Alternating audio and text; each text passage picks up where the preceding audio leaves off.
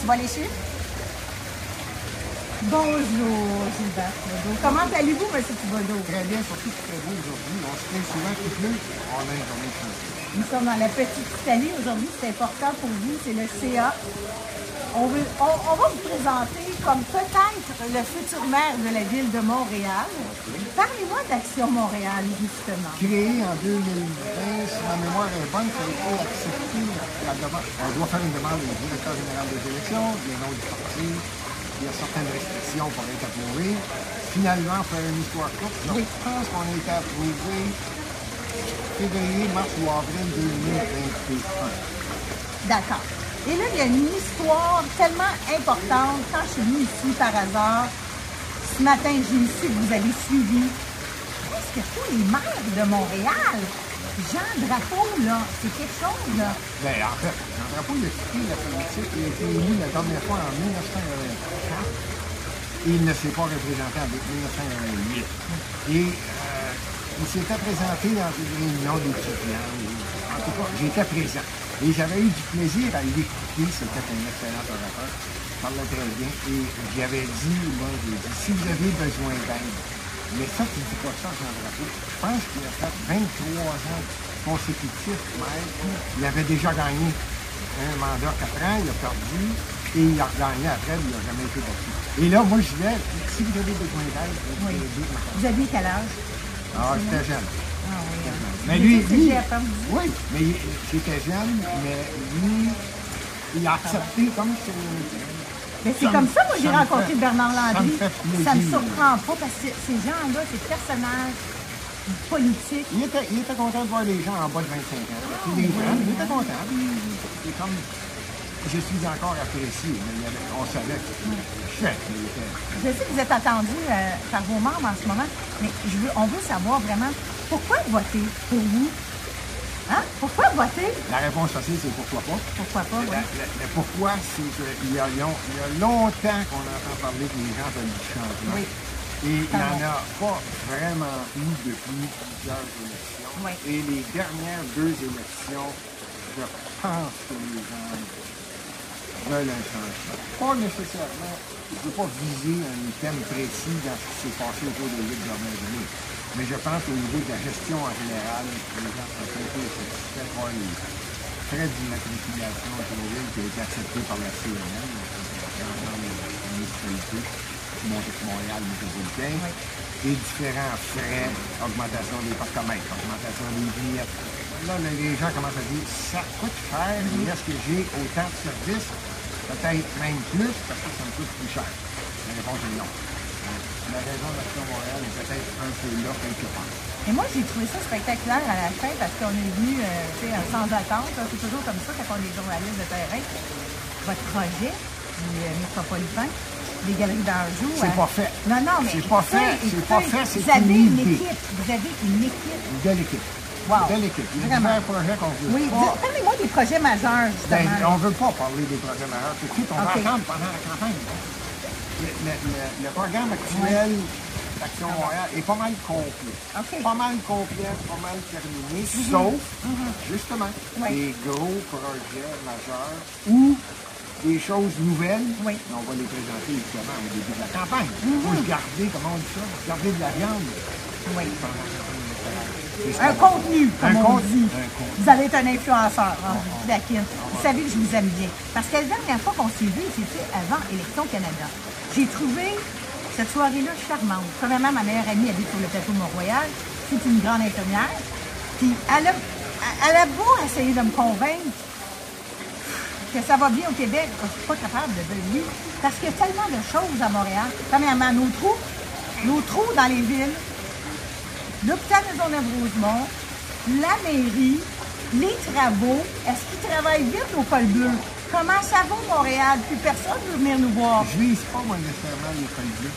La prise de décision Oui. et la lenteur des prises de décision au niveau de la bureaucratie. Oui. Je mettrais ça plus là, la faute.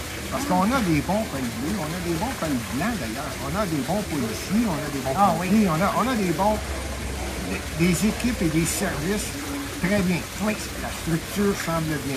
Mais au niveau de la gestion des travaux, vous parlez des travaux d'infrastructure, des travaux sur la route, sur les rues, les trottoirs. Bon. Mais le manque de service, c'est un On manque de appelle, service. et plusieurs gens appellent ça des chantiers fantômes. Oui. Beaucoup de honorantes vont se demander Oui. quand est-ce que les gens travaillent. C'est plus ça qui doit être vérifié.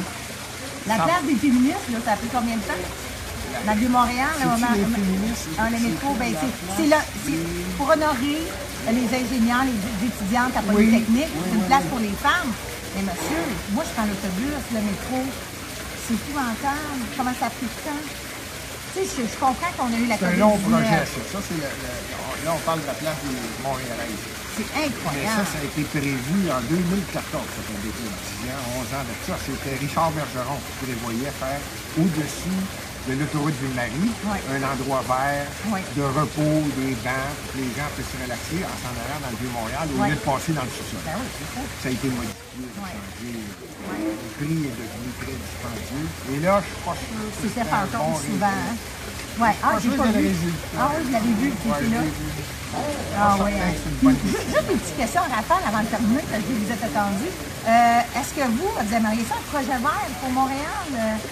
Oui. On en a plusieurs. Ouais, hein. On a besoin de le problème n'est pas que la ville n'est pas verte. Non. Le problème est que les gens ont de la misère à suivre le raisonnement de l'administration actuelle. Là, on essaie de mélanger 3-4 choses en même temps. Piste cyclable, donc c'est environnement, donc c'est plus vert, ce qui est faux.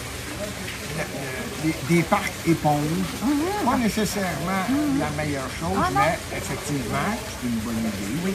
Il y a aussi les contours des coins de rue qui font en sorte qu'on a des belles plantes sur le coin des rues, qui fait l'accumulation de l'eau de chauffage. Tout est bien. Pas tout à fait. non. C'est de maintenant essayer de trouver le juste milieu. Les partenaires ici, c'est intéressant ce que vous avez dit. Oui, les parcomètres, nous, personnellement, on est en train de réussir à retirer les... Il y a tellement de beaux stationnements. Je ne fais pas la promotion pour Non, mais c'est Montréal, vrai. mais je ne fais pas la promotion pour Montréal. Mais il y a des gens qui vont sur la Rive-Sud, il y en a qui vont du Strand, il y en a qui vont au Centropolis à Laval, il y en a qui vont à l'extérieur, ça ne Ah, coûte rien de Centre-Thibault, stationnement, tu peux te Centropolis. stationner, C'est ça vrai. coûte rien. Ah, ben oui, tu Là, magasines. pendant Ok. ce temps-là, Montréal augmente ses prix de parcomètre. Ah. Donc là, on en a des endroits où le parcomètre, c'est 4 5 6 J'ose pas le dire, mais il y en a qui me disent, je pense que c'est rendu 7 ou 8 de l'heure à certains endroits. Ah oui.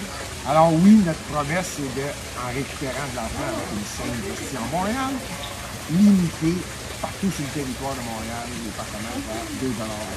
Et le Mont-Royal, c'est une grande question pour celui patrimonial que tout le monde aime. Et on comprend aussi, c'est une magnifique. Oui. Avec une diversité alentour. Il est fantastique. La seule chose qui manque, c'est que Montréal, c'est une ville à 4 saisons. Oui. Hein? On a hiver, printemps, automne, été. Ça va très bien en quelques saisons sur le Mont-Royal. Les gens circulent, il y a le lac aux castors, le chalet. Les gens vont prendre des vacances, vont prendre des lunchs, vont Oui, les passer amis de la journée, montagne. les amis de la montagne. Bon. Tout à fait. La seule chose qu'on cimetière. essaie d'y rajouter, nous autres, Ouais. c'est le centre de ski qui a déjà existé Ah oui, au c'est ça! Mont-Royal. Ça a existé, si je ne me trompe pas, ouais. jusqu'en 1900. Des skis au Mont-Royal. Ah oui. Il y en a plusieurs qui le savent. c'est ça. OK. Et on pense qu'une réouverture va aider énormément les Montréalais qui n'ont pas l'argent nécessaire pour se payer au prix de l'essence, s'en aller à Sainte-Hélène Ben ou oui. Mont-Tremblant, Ben oui. aller-retour avec un enfant ou deux, le lunch et revenir. Ouais. Parce qu'on a Pourquoi un pas bon... venir au Mont-Royal? C'est une petite piste, Oui. mais Oui. il est servi. On pourrait l'agrandir, vous savez, monsieur Thibodeau, pourquoi? Parce que dans Rosemont, là, au parc Pélican, savez-vous que nos montagnes, là, hey, les jeunes capotent. Savez-vous, c'est quoi le hit, moi? Au parc Beaubien.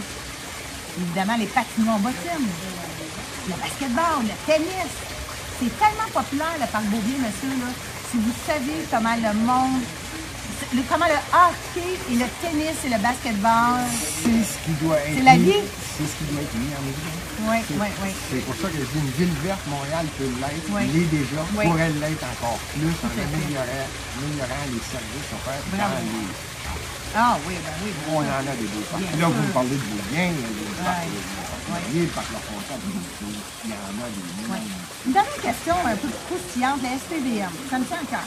Il s'en est passé des choses avec la ville, le Airbnb, les tueries, dans le Vieux-Montréal. Ça, j'ai trouvé ça, là, quand Valérie Plante allait moins bien, là, à la fin, là. Tu sais, je veux dire, là, le monsieur, là, qui avait le Airbnb, on perd des vies à côté du bébé. OK, le bébé est racheté par la cage au sport. Mais là, on parle de meurtre, là, on parle de touristes, on parle de jeunes. Les gens pleurent. Moi, à chaque fois que je passe dans le Vieux-Montréal, que pensez-vous de ça? Qu'est-ce que vous feriez, vous, avec ces géants du web, comme justement les Airbnb? Là, on laisse les gens libres cet été, mais vous savez que le logement me tient à cœur, hein, en tant que personne. Là. Et moi, je le vis, hein. Qu'est-ce que vous pensez qu'on pourrait améliorer au niveau des logements? OK, là, on élimine la SPVM. Parce que vous avez Oui, commencé bien avec la SPVM avec le Airbnb, je parle... Ah non, là, on parle de réglementation. La ville doit avoir une réglementation C'est ça. solide. Maintenant, là, on touche, c'est gros. Ouais, Cette je sais, question-là je sais, est énorme je parce que sais. le Airbnb implique bien des choses. C'est à savoir, il y a des propriétaires qui utilisent, évidemment, des espaces à louer à court terme. Ouais. Bon, on a un espace, on a un manque de logements actuellement à Montréal. Le parc immobilier à Montréal est vraiment déficitaire.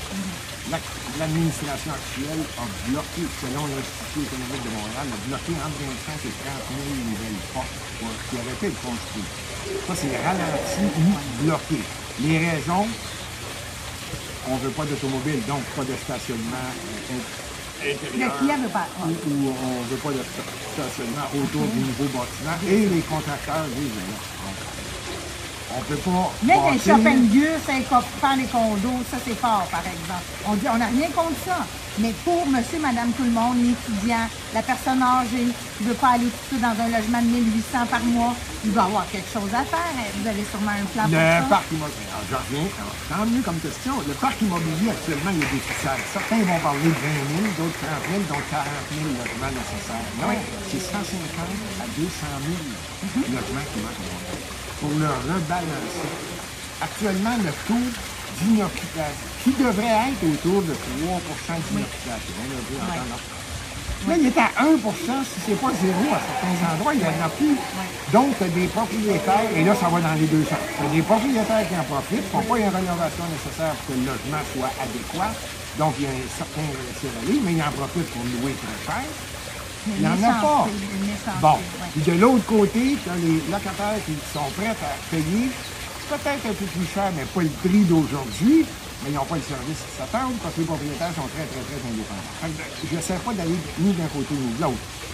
Je veux juste dire que la Ville de Montréal, l'administration montréalaise devrait ouvrir de plus en plus la possibilité aux contracteurs, aux gens qui bâtissent, d'augmenter la vitesse des permis, réduire la bureaucratie, faire une évaluation plus rapide des normes nécessaires pour bâtir à tel endroit. Aujourd'hui, tu fais une demande de permis, j'imagine le gars qui a 20-25 millions disponibles, qui dit on va faire un logement, il doit geler 10 du montant, ça fait longtemps le temps d'avoir son permis, qui attend après le permis pendant 450 jours. Ça, c'est de l'argent qui dort, là, quand tu vas bâtir là, tu vas aller bâtir ailleurs. La bureaucratie, c'est pas compliqué, c'est pas ralenti, c'est enrayé. Il faut carrément arrêter, la vitesse n'existe pas. Donc, au niveau de la gestion, c'est nécessaire de faire des changements. Si on veut Vous l'avez bien augmenter. expliqué, en tout cas. Là, je l'ai compris. C'est pour ça qu'il ne faut pas toujours se fier aux médias. Je m'excuse, là, mais façon de parler. Là, vous me l'avez vraiment, là, j'ai compris. J'ai compris. Parce que, savez-vous quoi, j'ai observé dans ma rue. OK? Dans Rosemont, on est fort là-dessus, nous autres, hein? On est effectivement dans Rosemont. Oui, oui, dans la petite Italie. La petite Italie. Écoutez, les couples vont travailler, les enfants vont à l'école. Les travailleurs autonomes comme nous, les gens qui travaillent, on se fait déranger beaucoup par les gens qui ne sont pas là dans le jour, qui achètent justement des services. Moi, j'aimerais ça que ça soit mieux contrôlé, ça serait-tu possible? Parce que là, ça n'a pas de bon sens. Excusez-moi, j'ai une question d'assurance.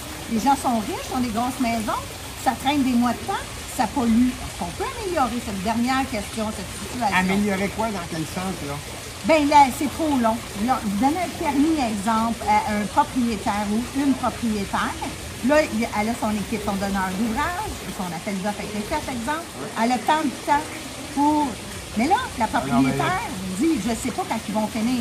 Et quand tu vois, les gens ne sont jamais là, ils sont là, ils sont toujours sur leur téléphone, ça avance pas, et tu n'as pas de quiétude à vivre à Montréal. C'est ça l'histoire de la ville, là. Au niveau des permis, c'est clair, c'est ce que je venais de dire, c'est le temps d'attente pour avoir un permis. Et là, je parle de Montréal. Je pourrais parler de la...